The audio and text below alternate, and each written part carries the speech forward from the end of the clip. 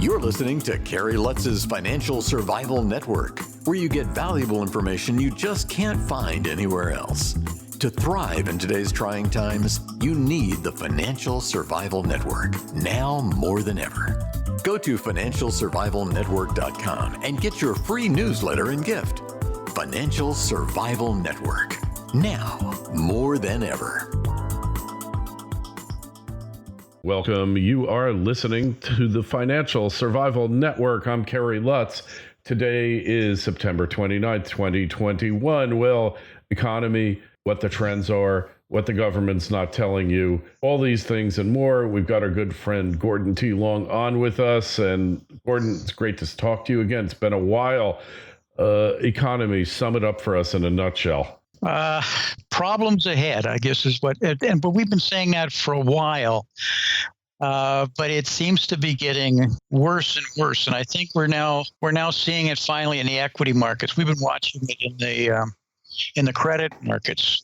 Not as bad as we would have thought, but just before you called, you were a little late there, and I was looking at silver getting absolutely crushed today.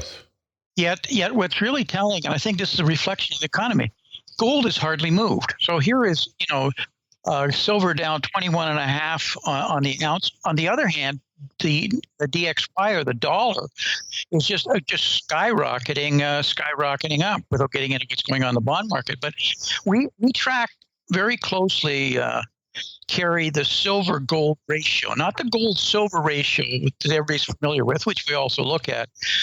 And the reason we do the silver gold is because we compare it to so many measurements, PMI being one, manufacturing production, because the silver content today is so prevalent in electronics.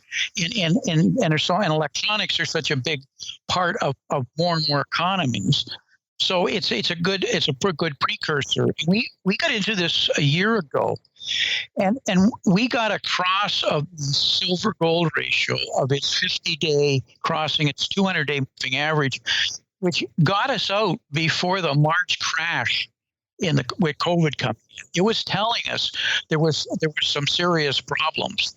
And by the way, we've just recently had the same cross, which is signaling. And so silver dropping so significantly is telling me that there's a real global growth concern.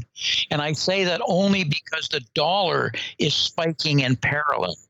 And that usually means it's because slowing economies, a lot of the emerging markets specifically, but a lot of countries' debts are denominated in the dollar. That means they're going to be short profits to pay the debt, which puts pressure on more lending dollars to support their debt. So there goes the dollar up. And kind of netting that out. But these are precursors, Kerry, of a very much a weakening market here. We've been calling for, and we did actually a 3-part video laying out that we felt in October we would see the lows of this drop that we've been falling here for a few weeks. Not trying to scare people because we think there's new highs ahead, but we've got some real problems here with profits and growth. Yeah, well, all the troubles of the world. What about the inflation? But it's endless when you look at the troubles, Kerry. Whether it's energy prices, oil, inflation, stagflation, supply chains, recession. I can just go on and on. But what about inflation? But we always have these problems. I mean, that's just the nature of the doom and gloom of economics, right? Sure. But what we're seeing is really we've got like 5 waves going hitting us right now. We have a liquidity shock, which I can talk about. We have this global growth shock, which we should have expected. We have a supply shock, which is morphing into a demand shock. And then we have the Chinese credit impulse, which just continues to collapse. And as you're well aware, since 2008, the most telling measure has been the Chinese credit impulse of credit in the world. Yeah, but all 4 of those, I can talk to any one of those 4. All right, let's talk about serious. Let's talk about what's happening with energy prices, commodities across the board, all the inflation in terms of higher prices. Technically, inflation from an Austrian definition is when the money supply increases. That's inflation.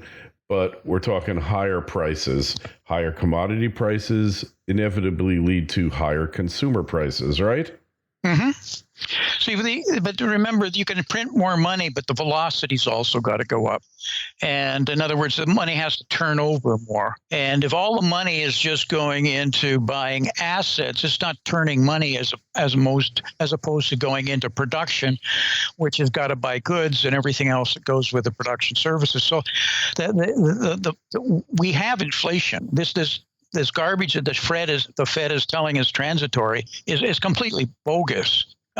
We've got inflation, and it's looming if you measured it correctly in owner equivalent rents. I mean, they're saying it's 2.5% last month. Everything I says is running 8 or 9% a month right now. I mean, it's just our year. I meant year to date, but going up monthly. And we have a tremendous push now on labor costs that are going up. There's a shortage of workers, and they're paying up for it. And that's going to show big time in the CPI. So inflation is there, and it's pushing hard, and it's more to go. So you mean to tell me, Gordon, that it's not transitory? That's what I'm saying. There is an element that is transitory in terms of the global supply chain. But Kerry, even it is problematic because these delays are going to be with us for a significant period of time. We've got a global system that was built on just in time. And it was no buffer inventories. We all know that. But now, look at automotive, the F-150 truck, one chip, and you stop the entire production. It's a paperweight, basically. You know, you're an expert in this stuff. You've been involved in tech in the supply chain, and when you see. Yeah, there's always stuff that you can't find, but usually you can find substitutes. But when you take a walk down the aisle of the supermarket and can't find stuff there, can't find guys to drive trucks because they've treated them like garbage all these years. Used to be truck drivers were unionized, highly paid, and they were really middle class. And then they became lower class where, you know, even the state troopers looked down on them. You know what I'm saying? We've done this to ourselves here, and it's all over the world, these truck drivers. If you're ever building a case for autonomous vehicles, this supply chain thing is it, because nobody wants to drive a truck anymore, and, you know, who could blame them? Don't just survive, thrive. The Financial Survival Network. Lumina Gold, ticker symbol LUM on the Toronto Venture and LMGDF on the OTC, is yet another of legendary mining investor Ross Beaty's Lumina Group. It's advancing the largest primary gold deposit in Ecuador. The resource is estimated to contain 16.7 million ounces of gold and 2.2 billion pounds of copper. At just $7 US per ounce gold equivalent, it trades at an incredible 13% of its net present value. More good news is on the way with an updated PEA study expected in Q2 of 2020. It has unparalleled infrastructure. There's grid power to camp with plentiful, inexpensive hydropower available. It's close to 2 ports and is just 8 kilometers from a paved highway. Water is plentiful. It's at low elevation, and the closest community, which is very supportive of Lumina's effort, is just a 7-kilometer ride. With all this going for it, it's likely to follow the typical Ross Beaty formula, which means big returns to shareholders. Find out more and sign up for notifications at luminagold.com. That's Lumina, Lumina gold.com. This is the Financial Survival Network, the information you need to thrive now more than ever. But there's good money in it if you do. Yeah, but it's because it forced everybody to be an owner-operator in the trucking business, unless you're just a paid, and even they're trying to market out, push it out to contractors. But you know, Kerry, you said, I was involved in the first wave of going with supply chain globally back 30 years ago, and it was all built on what they call pull systems, Kanban, and JIT. In other words, it arrives there just at the point where you need it. And it was an excellent idea, and it worked very well. But you point out, and it is the issue, you always had a backup supplier. So if something was short, you could go to another supplier. But with the pressures in shortening up on the cycle times of products, that is time to market and how long they last in the market, and forcing down price has been fewer and fewer alternative suppliers. So suddenly everybody has, over the last 15 years, have been pushed into there's only one supplier. Or maybe there's a second, but it's a long time to get in their contract use. So this was almost a given that something would disrupt it, and we would have this sudden stop. But when you say transportation of truck drivers, look what's happening with shipping. Look what's happening on the rail, but with shipping. There aren't enough. Not only are there not enough ships, are there not enough cargo containers? There's not enough ports. So it just compounds itself, as we're clearly saying. Yeah. And by the way, then the unions will only work one shift, not three shifts.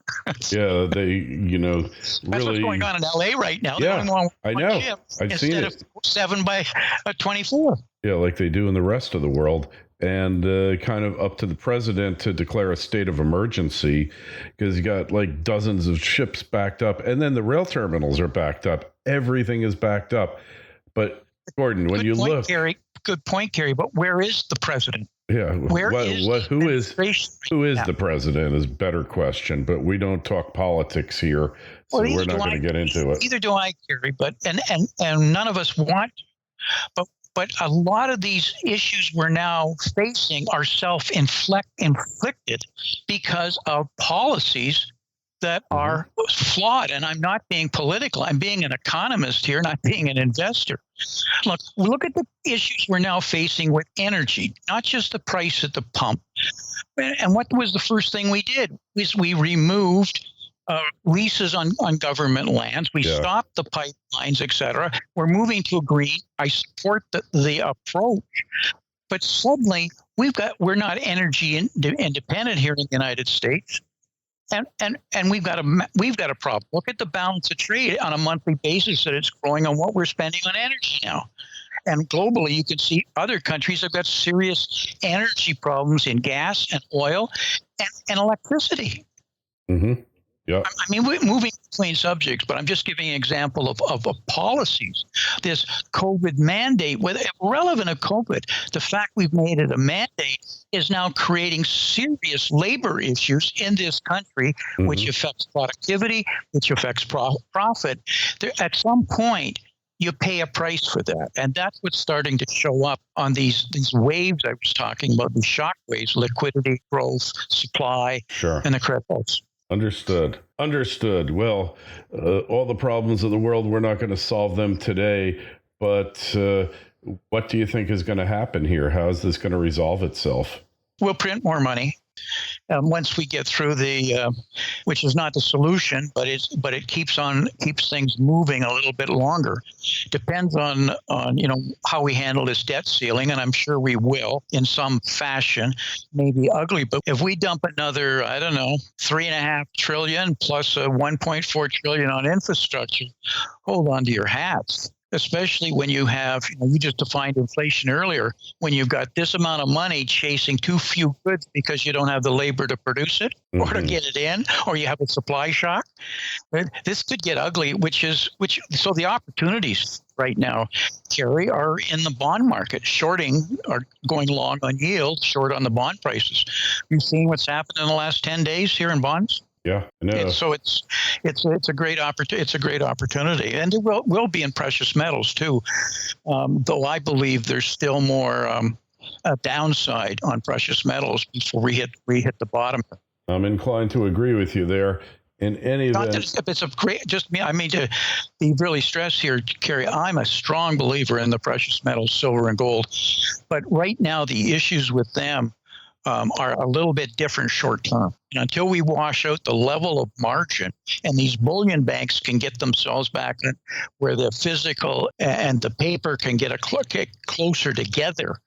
Otherwise, these bullion banks are totally upside down. They need to cover their shorts at a much lower price, which I frankly is what we're in the process of doing. They're in the process of doing. All right. Well, hey, we got to get running now. We ran late, so it's great to have you back on. Just tell us your website, where to find you these days. Oh, thank you very much, Kerry. Mata, SII, that's MATASII.com is where you can get me. Kerry, we produce a free newsletter twice a week now where we cover all these subjects, and it's been very, very well received. So I encourage listeners to go to our site and sign up for the newsletter. A lot of these subjects, we lay out pretty good detail of what's going on, at least from our view. All right. Hey, there's a link to it in the show notes. Really appreciate you coming on. And if you got a question for Gordon, just shoot me an email to kl@kerrylutz.com. Don't forget, sign up for a free newsletter at financialsurvivalnetwork.com. Gordon, always a pleasure. Thanks so much for stopping by. Thank you, Kerry. Thanks for listening to Kerry Lutz's Financial Survival Network, your solution to today's trying times. For the latest, go to financialsurvivalnetwork.com. Financial Survival Network, now more than ever.